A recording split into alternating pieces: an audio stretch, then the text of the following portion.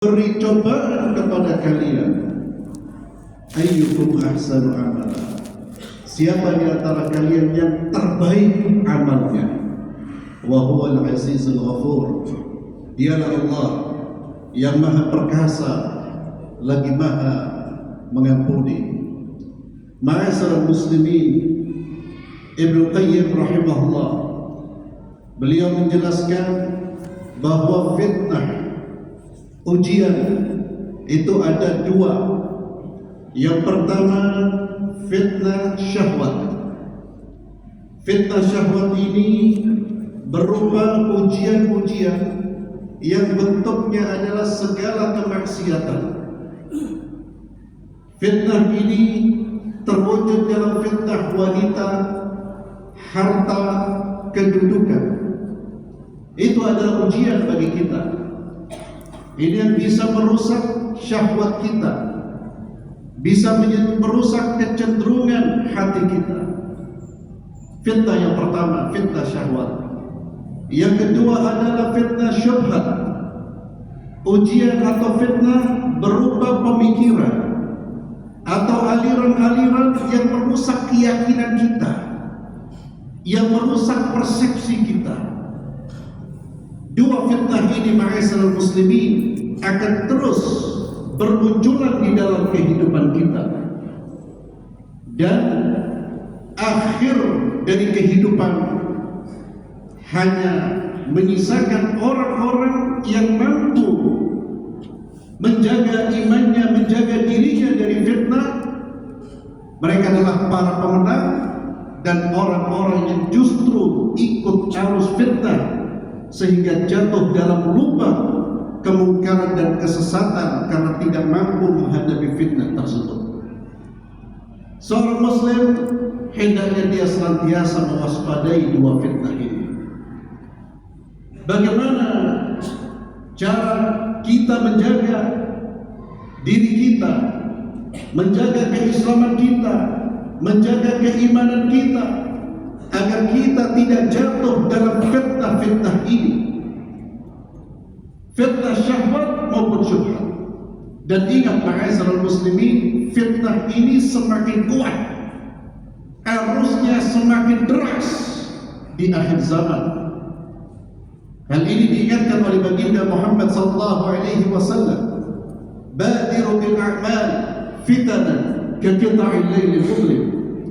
Bersegeralah kalian wahai umatku, bersegeralah kalian beramal, berbuatlah kebaikan, fitanan sebelum datang fitnah. Kaqita'il lailil mudlim, fitnah seperti potongan malam yang gelap. Fitnah yang membuat seseorang tidak mampu lagi membedakan mana yang hak dan yang batil. Fitnah yang membuat seseorang tidak mampu berjalan di jalan yang benar karena begitu banyaknya, begitu kuatnya. Sampai-sampai kata Nabi, yusbihur rajulu mu'mina wa yumsi kafiran. Di pagi hari dia masih punya iman, dia masih beriman, sore harinya berubah menjadi kufur karena derasnya fitnah, kuatnya fitnah tersebut. Ini informasi yang disampaikan oleh baginda Muhammad SAW, dan bisa kita bayangkan, ma'asyiral muslimin, betapa derasnya fitnah itu, betapa kuatnya fitnah tersebut di generasi anak-anak kita, bahkan generasi anak cucu kita. Saat ini kita bisa melihat bagaimana fitnah mengitari, mengelilingi, mengerubuti kehidupan kita. Ma'asyiral muslimin, yang perlu kita persiapkan yang pertama adalah ilmu syar'i. Ilmu syar'i, agar kita terbentengi dari fitnah syubhat dan syahwat. Pelajari agama Allah Subhanahu wa ta'ala dengan sebenar-benarnya. Karena dengan ilmu kita bisa membedakan mana yang baik, mana yang buruk. Dengan ilmu kita bisa menentukan sikap kita, mana yang seharusnya kita lakukan, mana yang seharusnya kita tinggalkan. Oleh karena itu, ma'asyiral muslimin, ayat yang pertama kali turun, yang Allah turunkan kepada manusia adalah Iqra, ilmu dulu. Dan Nabi Muhammad SAW sudah mengingatkan kepada kita semua untuk belajar ilmu syar'i, sampai Nabi SAW mengatakan talabul ilmi fariidatun ala kulli muslim. Menuntut ilmu adalah fariidah, kewajiban bagi seorang muslim.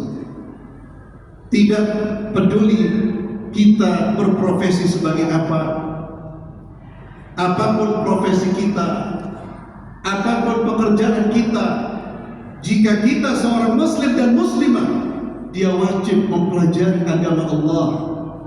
Dia harus tahu apa ajaran yang dibawa oleh baginda Muhammad SAW.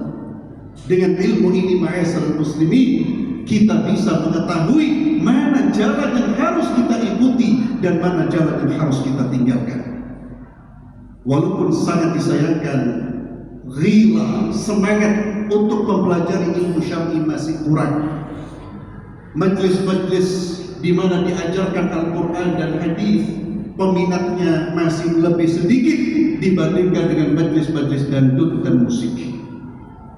Peminatnya masih jauh.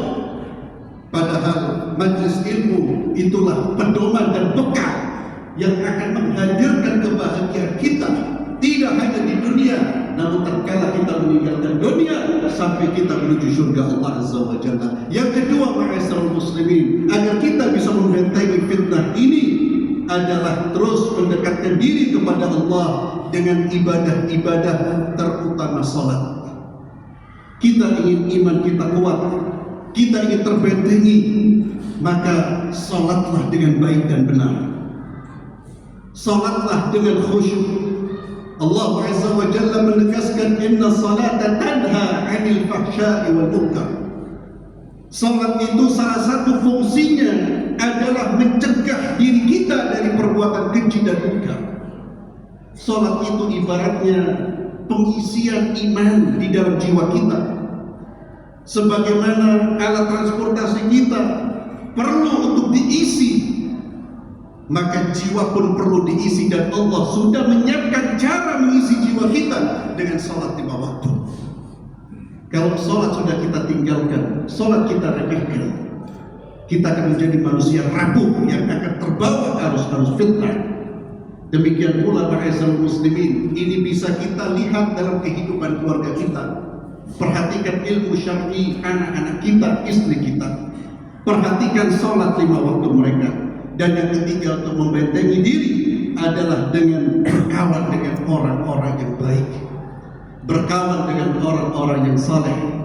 Ma'asyiral muslimin, baginda Muhammad SAW sudah mengingatkan pentingnya lingkungan, pentingnya siapa kawan kita. Beliau SAW bersabda, al-mar'u ala dini khalilih falyanzur ahadukum man yukhalil. Seseorang itu tergantung agama kawannya, maka lihatlah dengan siapa dia berkawan. Kita ingin selamat, di manakah posisi kita saat ini? Kita berada di tengah-tengah orang yang mendukung keimanan kita atau merusak keimanan kita. Jika kita berada di tempat orang-orang merusak iman kita, jangan dibiarkan. Walaupun hari ini mungkin kita tidak terpengaruh, besok lusa kita bisa terpengaruh. Barakallahu li wa lakum fil Qur'anil azim, wa nafa'ani wa iyyakum bima fihi min al-ayati wadh-dhikril hakim, wa taqabbalallahu minna wa minkum tilawatahu innahu was-sami'ul 'alim.